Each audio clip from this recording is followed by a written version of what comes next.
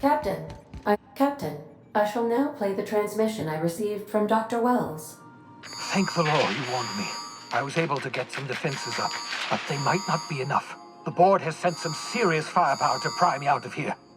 They're trying to get in here, and I'm not sure I can stop them. If they capture me, if we can't communicate again, there's something very important you need to remember. The board, all their lackeys, they're all a bunch of swine. Do you hear me? They're fucking corporate swine. You fucking pigs! I'll take you all out with me! I'll never... It would seem the recording captured some rather dire events. I presume you'll want to dock at the orbital lab to check on your associate as soon as possible? How can I be of assistance?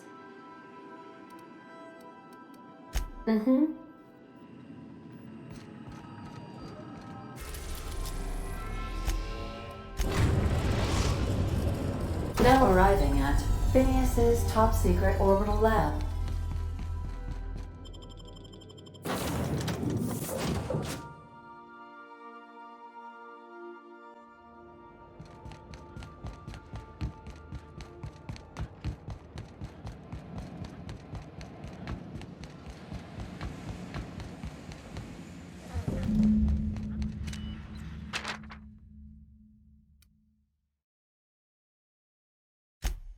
Incoming!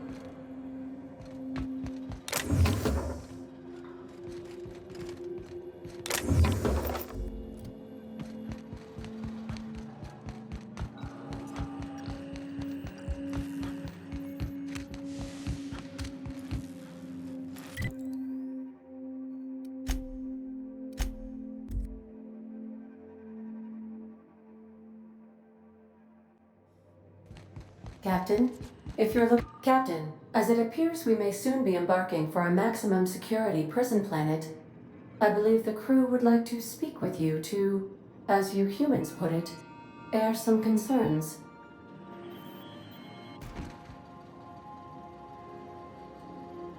Those board goons kidnapped Mr. Phineas and hauled him away to Tartarus. How are we gonna get him out? I never got to know Doc Wells. We ain't friends or crew. But he's still one of us. He's the reason the boss is up and walking right now. We can't just leave him to die in Tartarus. To extract the scientist, you will need to infiltrate the labyrinth. But that course of action is likely to be quite dangerous, Captain.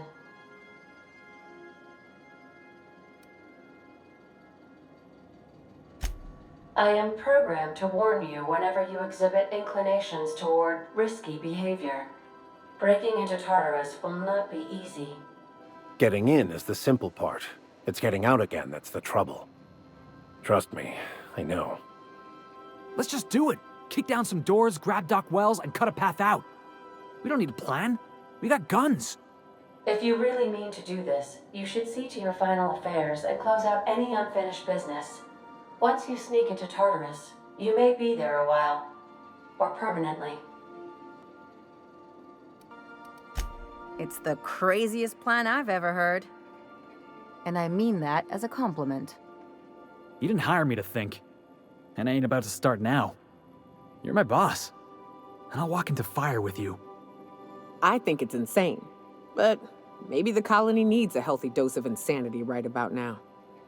I know it's dangerous. And I won't lie and say I'm not scared out of my wits.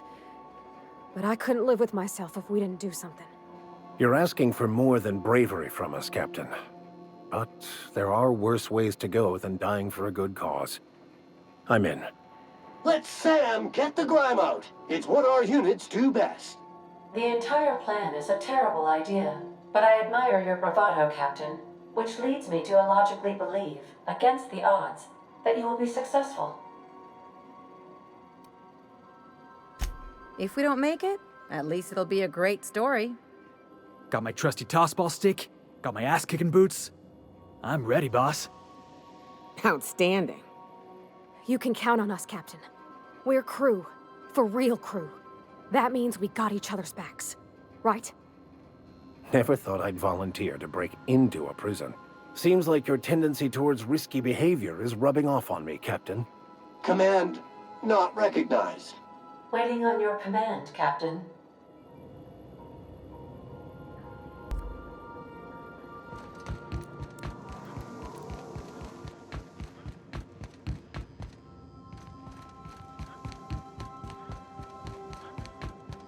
Captain, I hope Dr. Wells has not dragged you into one of his...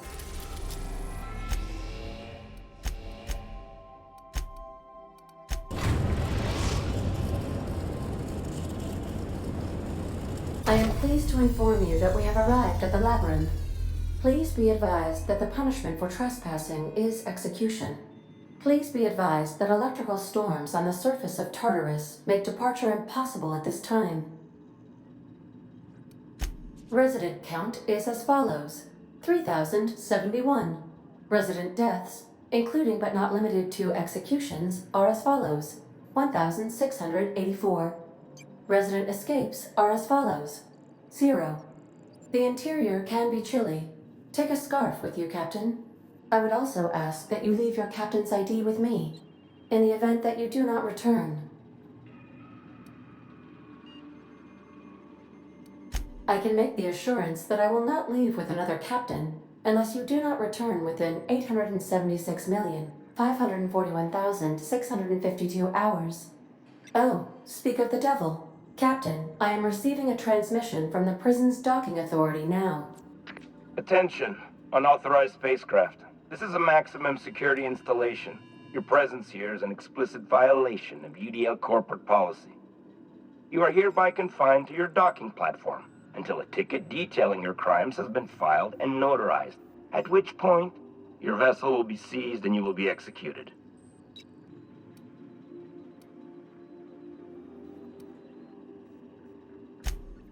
I'm sorry, you people? Did you just cast a generalization on upstanding UDL employees? That's a fine of 200 bits. You're up to 5,708, not including the cost of your execution and the disposal of your remains, which will be assessed posthumously.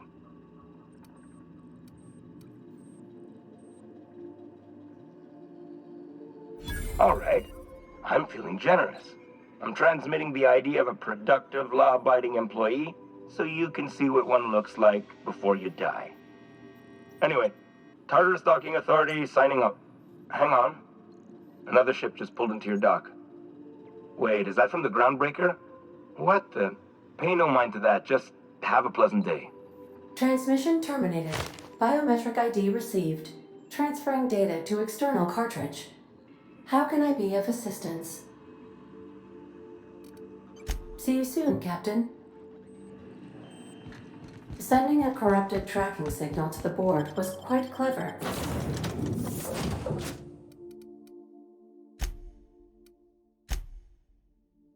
If I might.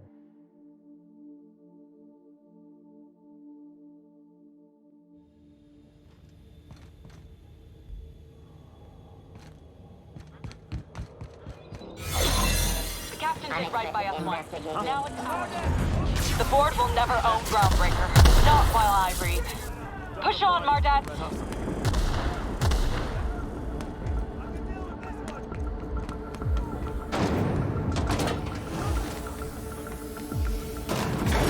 Planned on seeing the inside of this place. I've got to admit, I'm not too keen on walking into a prison.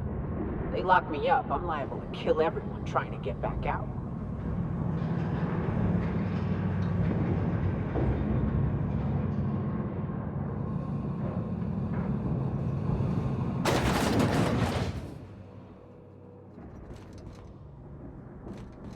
Whew.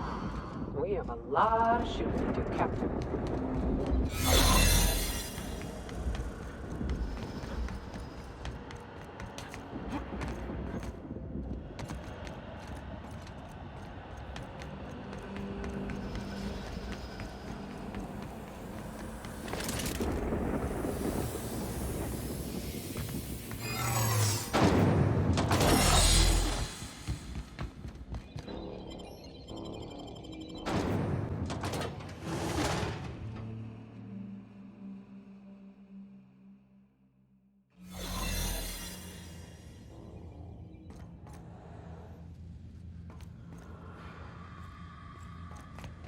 Guess we're going up.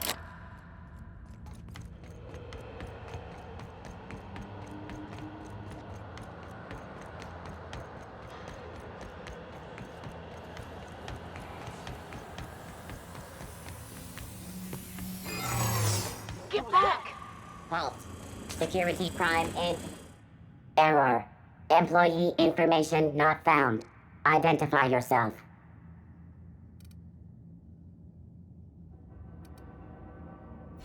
Error. Paradox protection protocols have prevented me from registering your stated identification. Please report to your nearest mechanical engineer.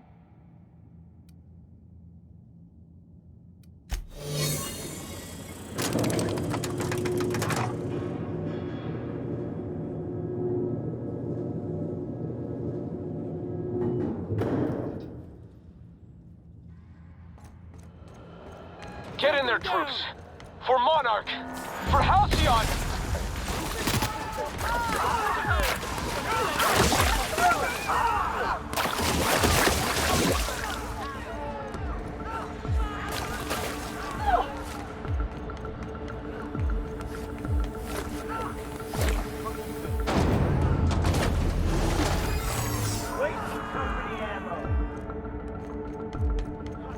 Hold it. Something about you doesn't look right.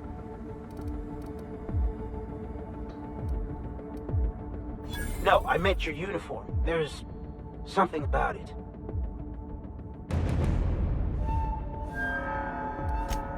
Yeah, I guess you're right.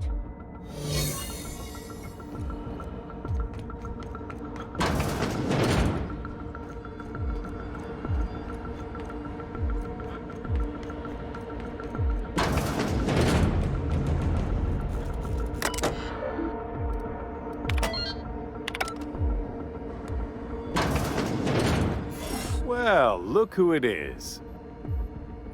I'll be damned. I was prepping the studio for our announcement, and here you are as a bonus. Ah, and the wayward doctor. Are you about done with your escapades? We have faces that need lifting, after all. These days, I'm more interested in breaking them. Wouldn't mind taking a swing at yours. Ah, I knew I smelled Monarch when you lot walked in. The stench of sulfur, depression, and desperate bravado is unmistakable. Keep talking, you'll be smelling iron. Ain't nobody so important I won't put a bullet in him. When you go off and get yourself shot, try to avoid taking one to the face. I'll want it recognizable to show to my citizens. My word! You've correctly identified the most recognizable man in the colony. Remarkable. It's a wonder what Phineas saw in you. Then again, he's an insane person. Thankfully, he's our insane person now. A proper company man.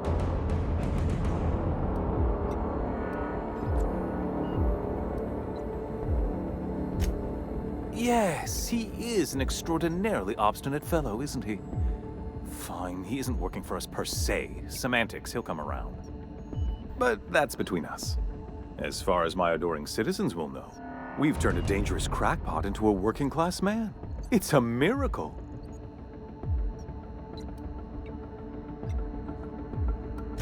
It's PR. It's for the best, really. Believe me, the good people of Byzantium don't want to know what goes on here. I know Halcyon's in rough shape, but riots are the last thing anybody needs right now. Let me ask you something, Captain. Have you at any point thought about not fucking up our entire society? At least that means someone's recognizing our work. I'm making actual progress towards stabilization and recovery. You're just getting in the way.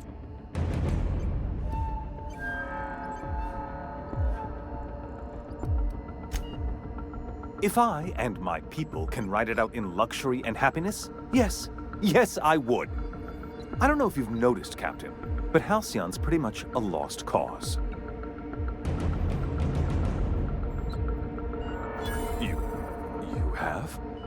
Is that what you were doing at the Ministry? Look, I'm not an unreasonable man. If you manage to storm the castle, as it were, and make it out of here with Phineas alive, I can't exactly afford more havoc than you've already caused. Fine. If you survive, you'll need someone to sell the rest of the board on your plan.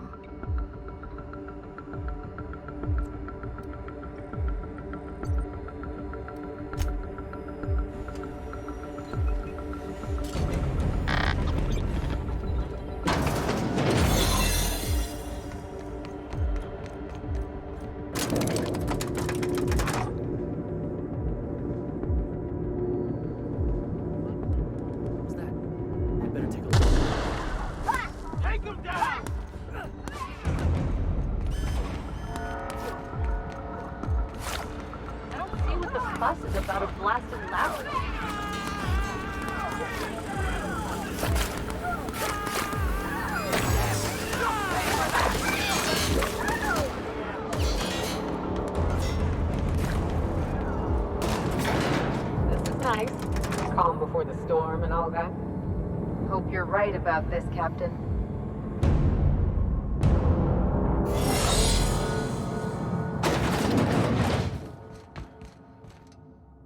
Captain, you have an uncanny talent for complicating my life. You've been working with Dr. Wells from the beginning. When we moved to arrest him, he was prepared. I lost good soldiers in the attempt. You've disrupted the balance of power. You've upset the natural order of things. You've introduced uncertainty, and there is nothing I despise more than uncertainty.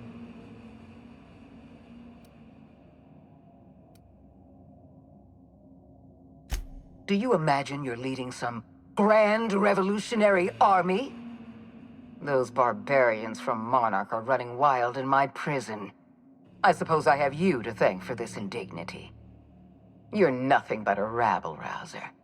I'm going to put an end to your little rebellion, and then I'm going to have you and your associates arrested.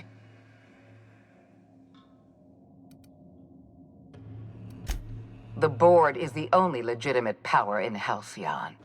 We are Halcyon. I admit I miscalculated the extent of your influence. The board's plan never accounted for you. This is a mistake I intend to correct. I have Dr. Wells in my custody. Once I've secured his cooperation, I can move forward with the program. I can repair the damage you've done. I can set things right.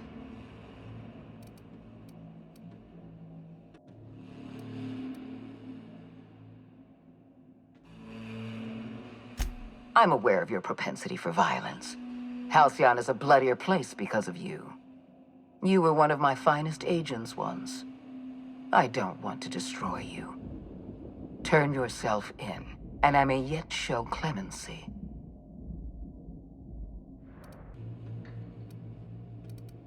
I don't, you perfidious turncoat. You know... Never mind. Now I regret saying anything at all.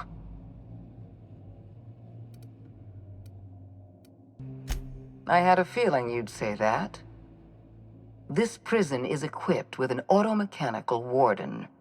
I've had it programmed to eliminate you on sight and rinse your remains down a drain. And don't worry. I will inform Dr. Wells that you died heroically, or something.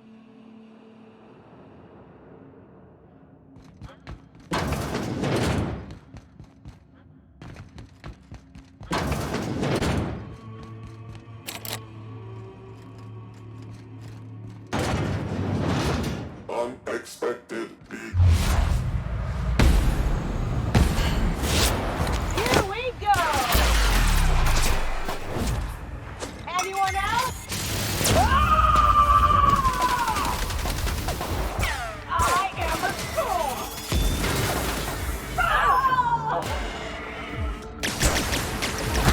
Not getting through.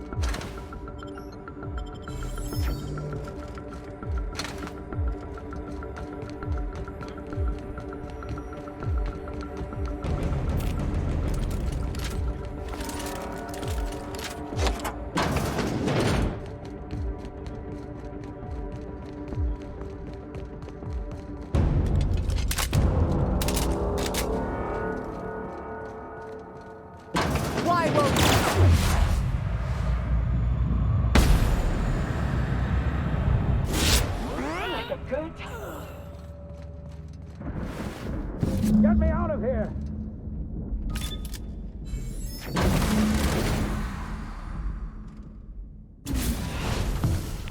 You don't know how glad I am to see you. You did the right thing. Akande was a monster. Her death was much deserved, and long overdue. And you lunatic, you broke into the board's own fortress just to rescue one doddering old man. You are absolutely out of your mind, and I can't begin to thank you enough.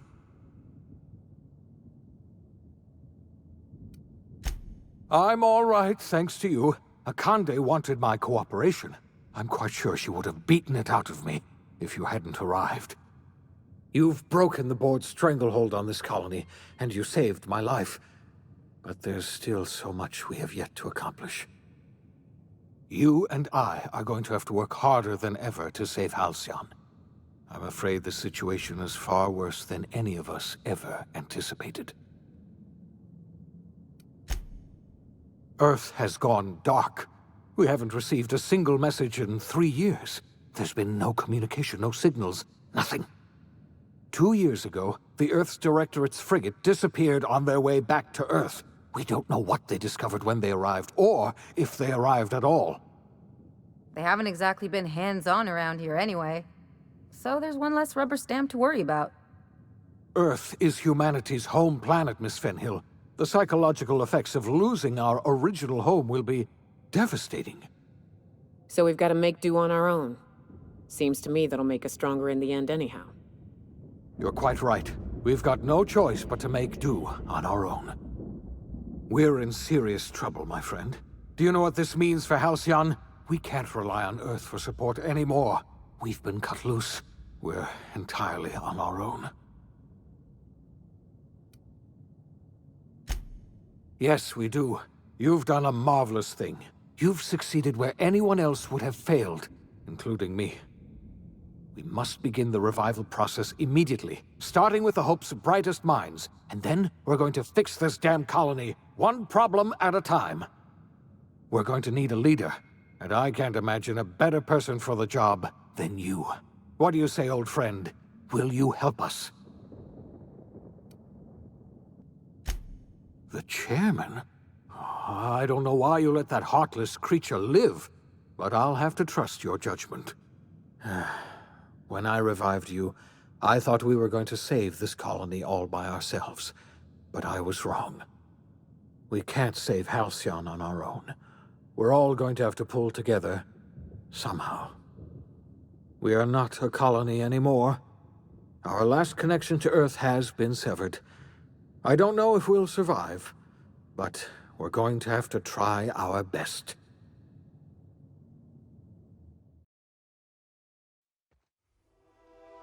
The OSI teaches that everything in the universe happens according to the grand plan. But the stranger that arrived in Halcyon was an unplanned variable. From the moment he landed in Emerald Vale, his actions altered the course of history. The events on Tartarus brought about the end of the board's authority. But the board's mistakes would haunt the colony for decades to come. The damage they left behind would require the work of a generation to repair. Dr. Phineas Wells began reviving a handful of the Hope's colonists. Engineers, scientists, technicians, and intellectuals. They were among the brightest minds the Earth had ever sent out into the stars. The Hope scientists and engineers woke up in a colony descending headlong into total collapse.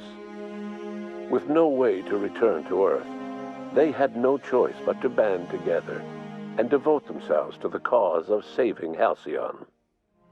The people of Halcyon were nothing if not hardy. In the absence of the board's authority, many of the colony's settlements banded together with a single purpose in mind: survival. Life was especially hard in the years to come. Some towns dissolved by attrition and starvation, but most of them found a way to carry on. In the years to come, Halcyon was forced to reckon with its newfound freedom. The board was gone, and for better or worse, the colony was responsible for its own destiny. As the colony struggled to survive, The inspirational story of the iconoclasts spread like wildfire, and Graham was able to bring many of the smaller Terra-2 townships into the fold.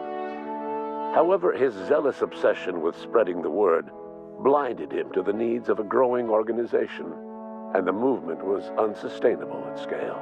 The iconoclast way seemed to work best, and ultimately petered out on Monarch. Consumed by paranoia, Lilia Hagen took Sublight Salvage in a controversial direction, openly accusing board officials of an extraterrestrial conspiracy.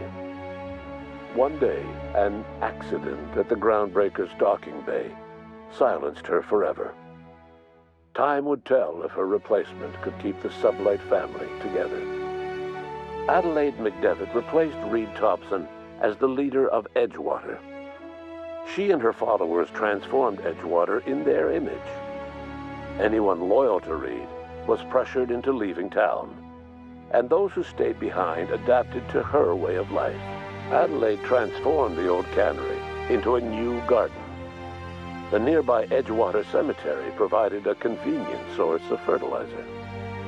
Under the leadership of Junlei Tennyson, the Groundbreaker held firm against corporate influence.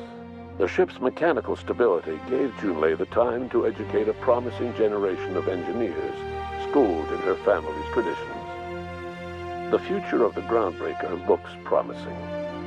The rediscovery of the Hope and the abandonment of the lifetime employment program forced Byzantium to come to terms with some uncomfortable realities about the state of Halcyon. While Byzantines were reluctant to surrender the luxuries they'd grown accustomed to, the board's diminished authority gave them little choice in the matter. Nearly everyone had to learn to make do with less. Some even had to get jobs. It was a dark time indeed. Your influence shifted Ellie's perspective. She finally admitted, albeit grudgingly, that she just might need other people. Sometimes. With a steady income from the life insurance payouts, she was finally able to afford a ship of her own. She hired a small crew and flew supply missions to communities on the fringe. Some of them were even legal. Life in Halcyon was sobering for Felix Millstone. The grand revolution he dreamed of never came. There was no great awakening for the colony, no celebrations in the streets. There was only the hard, desperate work of trying to repair a broken colony. Felix never had a head for numbers, but if there was labor to be done, he was there to help. Eventually, Felix realized that the work of a revolution was done with two hands. As much as he enjoyed his adventures aboard the Unreliable, the vicar, known as Max, eventually decided that it was time to move on, to live out the life he had sought so long to create. He knew there were many in the colony who carried burdens much worse than the ones he had struggled with, and he devoted himself to easing their suffering wherever he could. He only ever took up arms again to defend the defenseless. Unshackled from a lifetime of striving and fighting the universe and himself, Vicar Maximilian de Soto was finally at peace. Once the matter with the Hope colonists was resolved, Junlei bashfully asked Parvati if she'd like to join her permanently on the Groundbreaker, and Parvati enthusiastically, if somewhat awkwardly, agreed. The stories of her adventures spread across the colony, and Parvati soon found herself the center of attention. Having served as the engineer of a renowned spacecraft, tramp freighters and wildcat miners sought her out by name, and in no time, she was a fixture in the Groundbreaker's mechanical ecosystem. She and Junlei were never far apart. Nyoka returned to Monarch to take another crack at making a permanent life for herself. She formed the Charon Group, a mercenary outfit of ragtag survivalists and wilderness experts. Anyone in need of a guide, or just looking to throw back a beer and swap stories, could find her camping on the trail or clearing an infestation. The SAM unit that accompanied you spread awareness of the product line's superior sanitation and maintenance capabilities across what was left of the colony. This led to a boost in SAM unit sales. Did you know that SAM units are the longest-lasting, toughest-acting cleaning solution in Halcyon? Minister Clark was released from house arrest, and his contact with you gave him a sense of renewed purpose and vigor. Once it became clear that no help would be coming from Earth, he threw his considerable efforts and talents into helping Halcyon manage the crisis before it. Chairman Rockwell served as the public face for the changes in Halcyon to come. Whenever you needed strings pulled or a voice to sell a policy change, Rockwell was only too happy to oblige. As for Dr. Phineas Wells, he spent his remaining years in his orbital lab. Though he was always haunted by the failures of his past, he was determined to make things right by building toward the future. Dr. Wells was able to revive many more scientists and engineers than he first expected, thanks to the additional batch of chemicals you stole from the Ministry. Wells never forgot about the human lives that were lost in acquiring these chemicals. The revival project was hard and painful work, but in the end, despite limited resources, over half the Hope's colonists were successfully revived. Even after Wells passed away, the Hope scientists and engineers worked night and day to pull Halcyon from the brink of collapse. Their efforts continue to this day, which may be reason enough for optimism. Dr. Wells laid the groundwork for the project to save the colony, but he would never live to see the fruits of his labor. He passed away a few years later. His work was carried on by the scientists and engineers he revived. Life will never be the same in Halcyon. It is widely agreed that the colony has a chance of stabilizing within a generation, owing to the hard work and determination of the surviving colonists. Recovery is a distant goal, and the path is long and uncertain. But the people of Halcyon carry on, determined as ever.